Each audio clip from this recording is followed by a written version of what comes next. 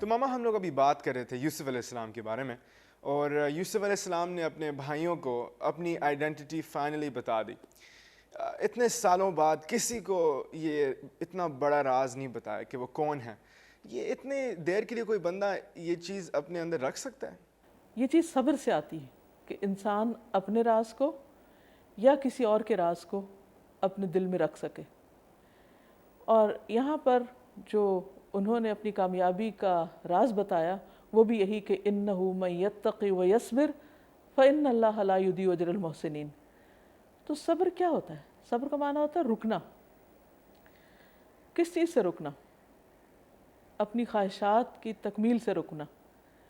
اب اس قسم کی بات ہے، آپ نے دیکھا ہوگا کہ اگر کوئی شخص ہمیں اپنا کوئی سیکرٹ بتائے تو ہمارے دل میں کیا ہوتا ہے کہ بس جلدی سے ہم کسی اور سے بات کر دیں، اور جس کو بتاتے ہیں اس سے اگر یہ کہیں بھی کہ کسی کو نہیں بتانا، اس کا بھی یہی حال ہوتا ہے، وہ آگے بتانا شروع کر دیتا ہے، پھر ایک دوسرے تیسرے۔ حالانکہ راز بھی امانت ہوتے ہیں، کسی کا راز آگے بتانا نہیں چاہیے، لیکن یہاں تو وہ اتنی بڑی بات اپنے دل میں رکھے ہوئے تھے اور اس کا انہوں نے کسی سے بھی ذکر نہیں کیا۔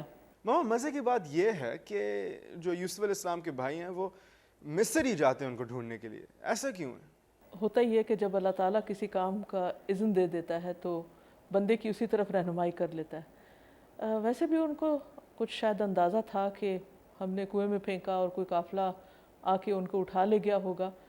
تو مصر اس وقت ایک ایسی سلطنت تھی کہ جو دوسری جگہوں کی نسبت خوشحال تھی، تو ایک آباد جگہ تھی، تو شاید یہ وجہ بھی ہو سکتی ہے۔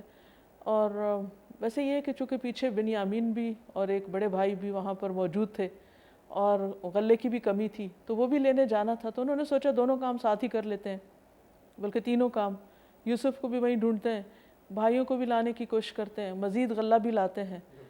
تو اصل بات یہ ہے کہ اب وہ چونکہ وقت آ چکا ہے اور سب کے امتحان اور آزمائش کا وقت ختم ہو رہا ہے اور زندگی میں ایک بہت بڑی تبدیلی آنے والی ہے، نہ صرف یہ کہ یوسف علیہ السلام کی زندگی میں بلکہ پوری بنی اسرائیل کے گھرانے میں۔ تو اسی لیے یہاں کہا گیا ہے کہ جو تقوی اختیار کرتا ہے، یعنی اللہ سے ڈرتا ہے، اس کو کامیابی ملتی ہے، اور جو اللہ سے ڈرنے والا ہوتا ہے وہ بہت محتاط زندگی بسر کرتا ہے۔ اب یہ جو تقوی ہے یہ ہے کیا؟ حضرت عمر رضی اللہ تعالیٰ عنہ نے ایک صحابی سے پوچھا تھا کہ تقوی کیا ہوتا ہے؟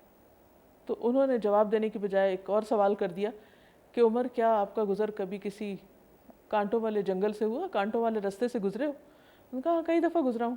کہا پھر کیا کیا؟ کہا کہ میں اپنا دامن بچا کے گزرا۔ کہا بس یہی تقوی ہے کہ دنیا کے اس سفر میں یا دنیا سے گزرتے وقت مختلف کانٹے جو انسان کے دائیں بائیں راستے میں آتے ہیں ان سے بچ کے گزرے۔ یہ کانٹے دراصل کیا ہیں؟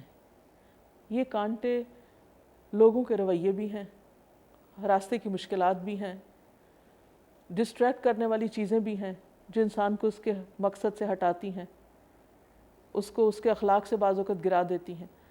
تو ان سارے مرحلوں میں، ان سارے معاملات میں انسان کو بچتے ہوئے، اللہ سے ڈرتے ہوئے، سوچ سمجھ کے معاملہ کرتے ہوئے گزرنا چاہیے، تبھی انسان آخر میں کامیاب ہو سکتا ہے۔ یہ احتیاط والا سفر جو ہے یہی دسا تقویٰ کی زندگی ہوتی ہے۔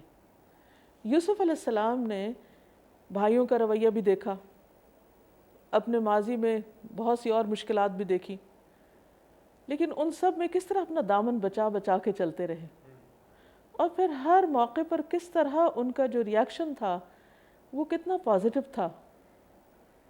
اب یہاں بھائیوں کو جب بتاتے ہیں کہ میں یوسف ہوں تو ان کو بینیفٹ آف ڈاؤٹ دیتے ہیں، کہتے ہیں کہ تم ناسمجھ تھے، تمہیں پتہ نہیں تھا اس وقت، اس لیے تم نے میرے ساتھ ایسا کر لیا۔ اور دوسری طرف کہتے ہیں اللہ نے ہم پر احسان کر دیا، یعنی شکر گزاری کا رویہ۔